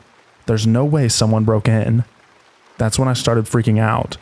I didn't even understand why all of a sudden this stuff was happening. Fast forward to a couple days later. We were headed out to the pool, finally. As my son head towards our door, he looks up to the corner of the ceiling, immediately drops to his knees and covers his eyes and starts screaming. He told my fiance that he saw a dead girl crawling on the ceiling. I flipped and we left the house for the day. 3 days later, we have some friends over. We're just drinking and hanging out. My friend had an air mattress on my son's bedroom floor, so we decided that we needed to head to bed. All the lights and TVs were off. 15 minutes later, the TV turns on and the song Drowning by Kodak starts playing. Listen to it if you haven't. The first 30-ish seconds are what played. I went out to turn it off and the remote was dead. So no, a cat didn't step on it. Nothing. I started putting pieces together. I called a medium. She told us to take the pool down immediately, that either something was trying to warn us that something bad was going to happen with the pool, or something was going to try to drown my son or pets in it. I still have chills telling this story. She also said, "I'm sensing you guys just brought something into your home and there's evil attached to it. You need to get rid of it now." That's when it hit me. The bed. We bought a travel trailer and moved a month and a half later. My son, now 6, still remembers the girl that he saw.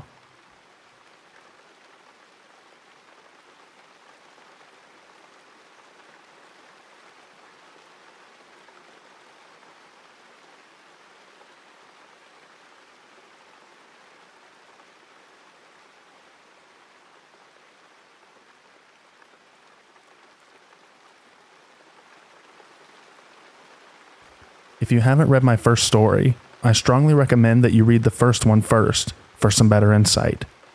This story takes place in my childhood home, a farm home that housed more than the living. This was one of the experiences that still gives me chills. If you walked into this house, you'd see the efforts made to have it feel homely. The floor to ceiling windows that let in great amounts of natural light.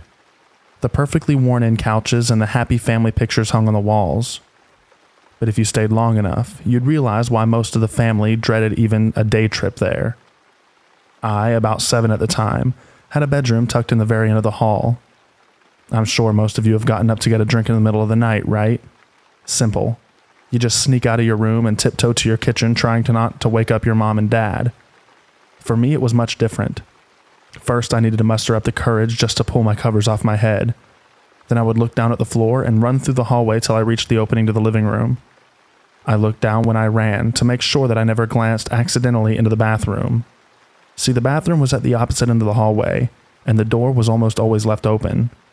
Inside the door, the mirror on the vanity would show me everything behind me as I came through the hallway. After I saw an apparition of a woman behind me once, smiling with the most eerie smile you could imagine. That is the only way that I would ever walk down that hallway again. After the hallway came the living room. I'd walk quickly through the kitchen. The kitchen had a big center island that you would walk around to get to the fridge and the sink. The fridge had a water and ice dispenser on it, which had a light that turned on when you pressed your cup against the trigger that made it dispense. To my right was the sink, and in front of it, in the dark, sat what looked to be a black garbage bag.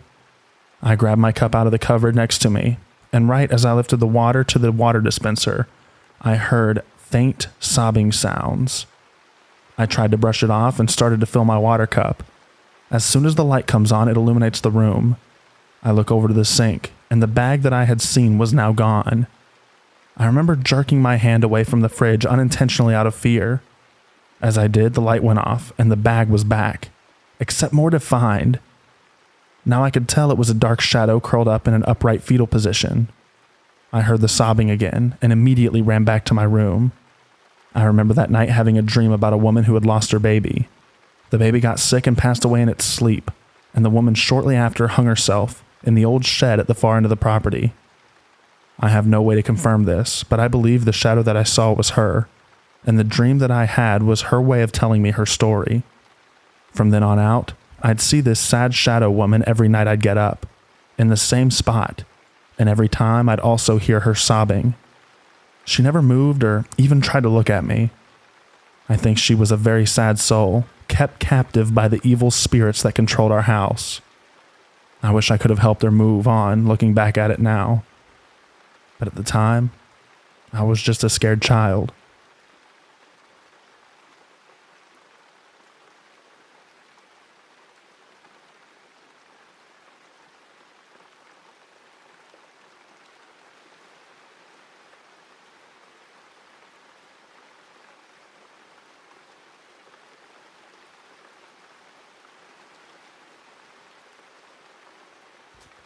My dad's house was built in 1929. Because of this, it has many walls and rooms and dark hallways, and an intensely creepy stairwell to the basement. The basement itself mostly gets good daylight from outside, as there's a window in each room. To start, all my life growing up, I had heard from my siblings that the house was haunted, and my dad liked to tease that in the storage rooms connected to the stairwell, there was an old woman that lived in them. The stairwell to the basement has pale blue, cold concrete stairs, and a sharp corner that takes you from natural light to darkness as you make your way down. In between the levels of the houses, there are 2 storage rooms directly across from each other, with narrow, short doors that are connected by the stairs. They are pitch black, and the doors don't close. The wood beams of the house and the rock is completely exposed, and the floor is uneven. My oldest brother had once brought a Ouija board into the house, and as soon as he did, the kitchen cabinets started opening and slamming on their own. I've heard once you accept a Ouija board from someone, you have to give it away to someone else if you want the spirits to leave. I'm not sure whatever happened to the Ouija board, but I know that all my life I never felt alone in that house. I had never heard anything at first, just always felt like I was being watched. I would also see strange reflections move across turned off TV screens when I was home alone. When I got married, my dad offered up the basement apartment to me and my husband. It had just been remodeled, and it was perfect for us just starting out. Before they remodel, my dad had used it for his fish tanks, storage, and just being by himself. My husband and I's first night in that basement, things felt very off. A heavy atmosphere filled the basement. It was not a friendly presence. It was angry or malicious. I asked my husband if he could bless the house, and he did so. Immediately after the prayer, the atmosphere was lifted, but I still felt this strange energy, like whatever it was still trying to come in. Like, if we opened the door, it would be back.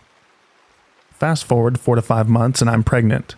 I often forgot to take my prenatal until late, so we would be in bed with all the lights off when I'd go back to the kitchen to take it. On this particular night, I was in the kitchen, which was adjacent to the tiny living room with a window front door to a tight stairwell. I could see into the stairwell where I stood. There was a completely dark silhouette standing in the stairwell, looking right into my front door. In that moment, I felt the evil, suffocating presence. I felt like it wanted to hurt me and my unborn baby. I reached down to my phone, which had been on the table, and shined my flashlight at the door. I didn't see anything.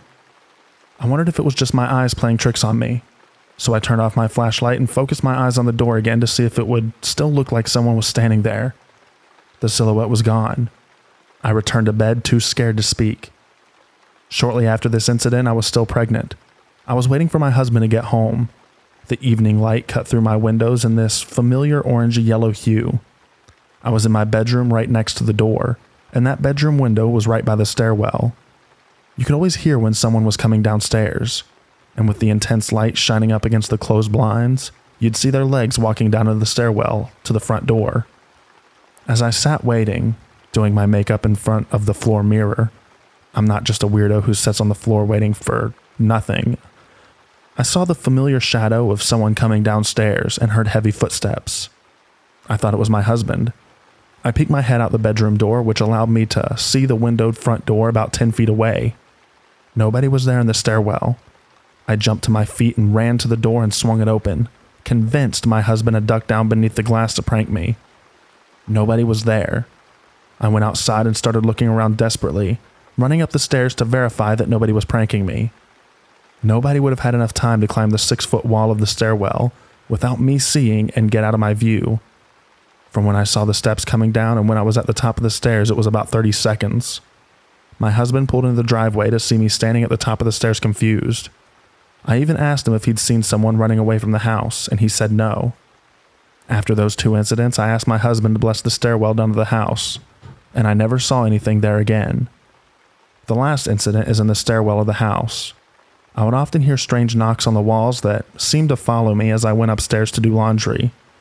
I chalked it up to a lifetime of being creeped out by those stairs, and that the plaster walls and concrete stairs were creating noise from my noise. One day, I was in the kitchen cooking dinner and my brother was over. We had a very nosy stepmother, and she would knock on the door from the basement that connected to the inside stairwell and then just come in. Because of her, I put a bell on the door that would jingle from even a gentle knock. So I heard a knock in the bell. My brother and I paused our talking since we both heard it. I yelled "come in" twice, but nobody came in. So I went to the door and opened it. Nobody was there. I asked my husband to bless that stairwell too after that. It was the only thing that stopped the activity. I don't live there anymore, but my brother lives in that basement now, and I like to tell him my experiences and give him the creeps.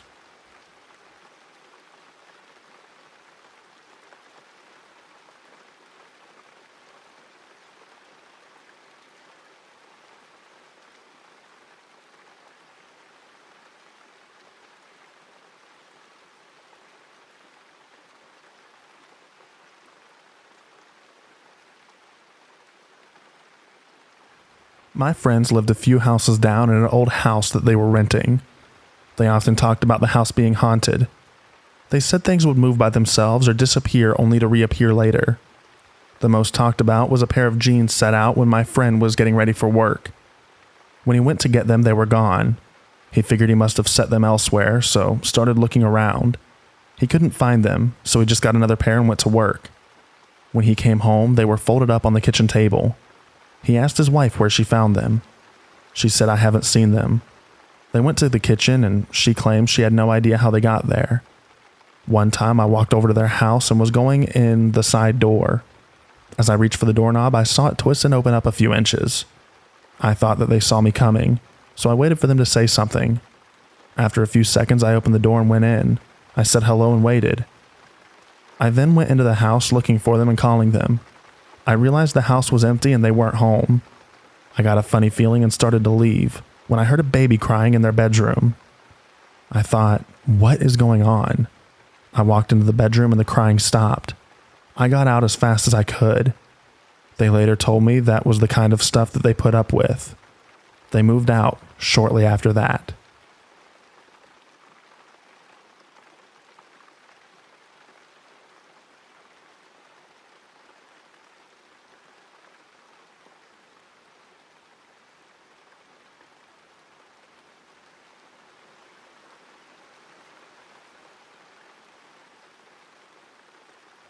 During our first home search, we looked at a lot of homes. We thought we wanted a particular style of home. We focused on those types of homes. Our realtor found one in the northern suburb in our town. The day I arrived for the showing, the realtor opened the door and the house was empty. A few pieces of furniture remained. We did the standard tour, following her from room to room. The master bedroom was on the first floor. It had Berber carpet that was snagged and messed up. My husband and the realtor went back down the hall to the great room. As I continued to look at the carpet, I was bent down looking at it. I saw the realtor go past the doorway and through the door to the basement. I stood up to follow her down the stairs. The lady had short black hair, a tan coat, and gold earrings. Just as I was starting to go down to the basement, I realized that my husband and the realtor were upstairs. During this moment, I took my eyes off the lady and stopped. I did not proceed down the stairs. When I looked down the stairs, the lady had turned the corner.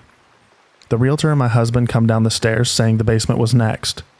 The realtor went down the stairs. I followed, looking at the realtor.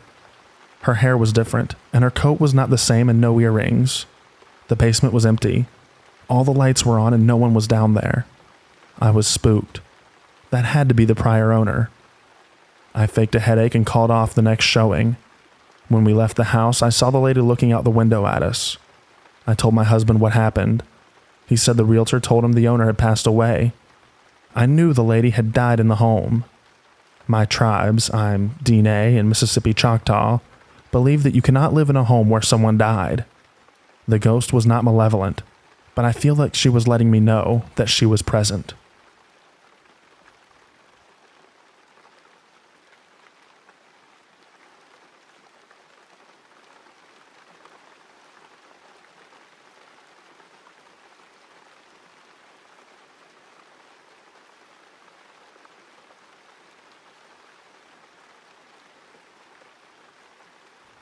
When my parents divorced, we moved to my grandmother's house. It was an old farmhouse, 2-story with 4 bedrooms and a bathroom upstairs in a horseshoe shape with the stairs where the horseshoe is open. Going downstairs, the living room is on the right and the dining room on the left that leads into the kitchen. My grandmother's room was off the kitchen. Without a doubt, the landing at the top of the stairs, and the living and dining room had a presence. It felt mean. It felt like someone bad was watching, waiting to harm you. It was common knowledge in the family that the house was haunted. When my aunt and uncle had visited, he slept with a gun under his pillow. Not that it would help, but at least he felt comfortable. My great-grandmother was mean in life, and apparently mean in death, since most people believed the spirit to be hers. My mom's brother died when he was 5, and at times you could hear him playing on the stairs, bumping down like kids do. I would race downstairs, through the dining room and into the safety and lightness of the kitchen. I hated to be alone upstairs, and slept with the hall light on until we moved when I was 14.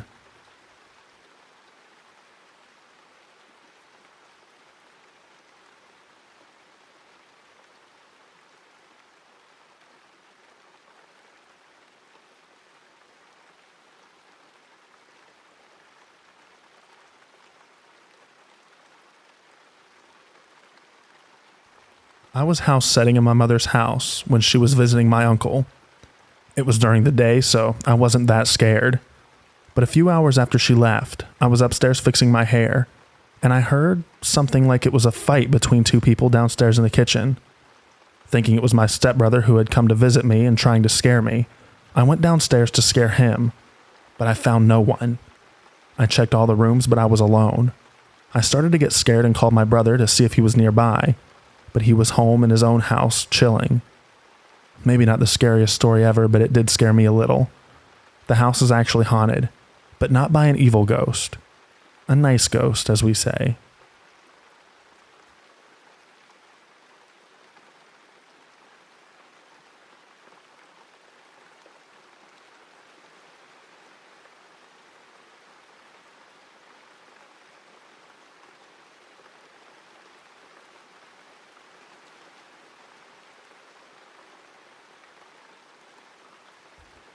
So this is my first story here. Sorry if it's not too engaging, but I need somewhere to air this out and potentially get some opinions on what's going on. My husband, daughter, mother, and a flatmate moved into our house a year ago. There has been some strange activity. Shadows, breezes in places there shouldn't be, and I've been woken up several times at night by I'm not sure what, usually around 3 to 4 a.m. I'm usually a pretty heavy sleeper, and the louder it is, TV, wind, rain, etc., the better I sleep. The flatmate swears that he saw a woman in a floral dress walk right past him in the lounge one day while he was watching TV. The shadows are the standard out of the corner of your eye stuff, and then they disappear when you turn to look, which you can easily write off as being overtired or over-imaginative. The wind always happens in the few rooms that we've got no windows, like the kitchen, laundry, master bedroom, and ensuite. It's set up like this because of extensions on a previously old and small house. The flatmate moved out a couple of months ago, and all has been so quiet since he left that I was really thinking that whatever was there was actually attached to him and left with him. There was a lot of bad feelings by the time he left after overstaying his welcome with us by 9 years or so over 3 different houses. Tonight I was in the kitchen listening to a YouTube video on my phone while I was cooking dinner, as is my usual ritual. I'm chopping stuff and all engrossed in the story I'm listening to, and my phone cuts to half volume and stays there. At the same time, the kitchen tap turns on and off so fast that I wouldn't have believed it if I hadn't already been turning that way and caught sight of the water coming out of the tap, and the kitchen light flicked off and went back on really fast. It was almost like a glitch. The tap turned off, light came back to normal, but my phone stayed at half volume. I kind of laughed nervously, said hi, and turned my phone back up and continued on with dinner. What else do you do in that situation? Can someone come up with a logical scenario to explain all of this? Or advise on what you think or what to do, if anything?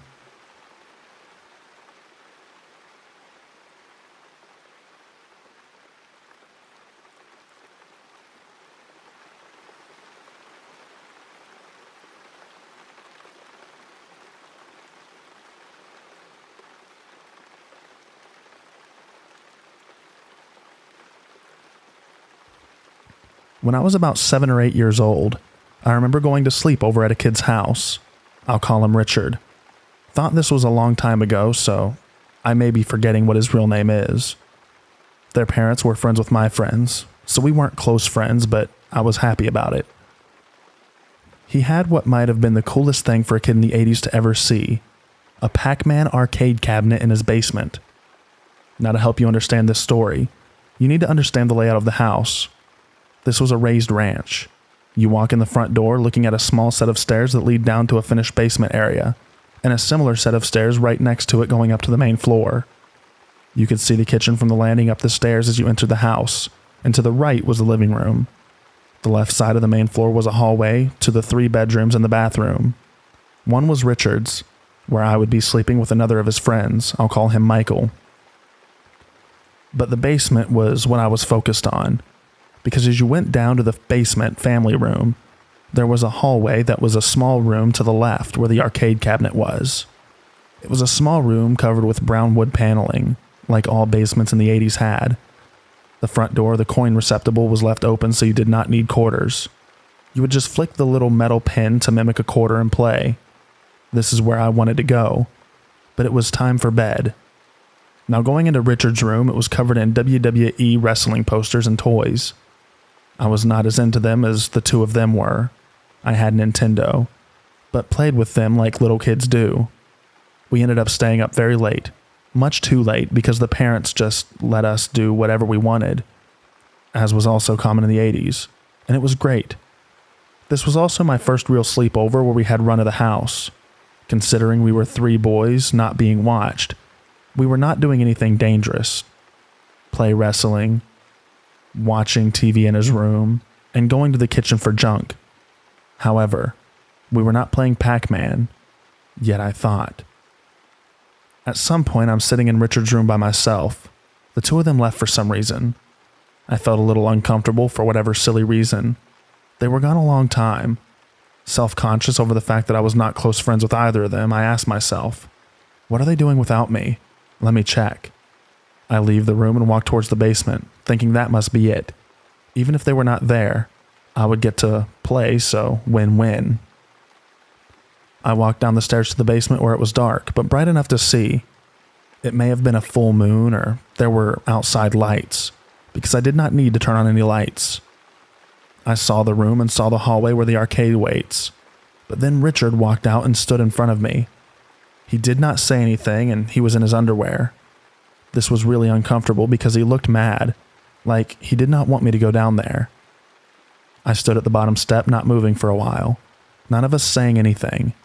Finally, I figured, okay, you don't want me down here, and went back upstairs to go to bed. I looked up the second set of stairs towards the kitchen. This is where the chill crawled up my spine. Richard and Michael were in the kitchen, getting something to eat, and were up there the whole time. Now Richard was an only child, and there was no one else in the house other than his mother and father. Their rooms were across the hall from his. There was no other way from the basement to the kitchen other than maybe from outside. They could not have walked past me without me knowing, and there was not enough time to put clothes back on and get back into the kitchen if they were just pranking me. They also did not say anything about what I saw because I said nothing, thinking if they were pranking me they would have mentioned it.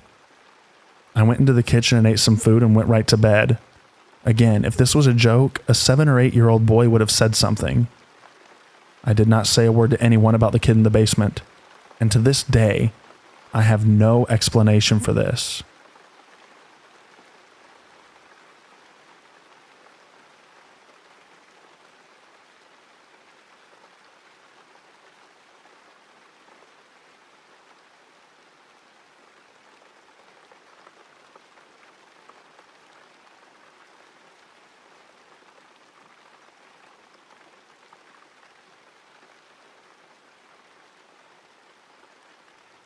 Thank you so much to everyone who has watched till the end of this video. Also, I would like to thank all of our channel members.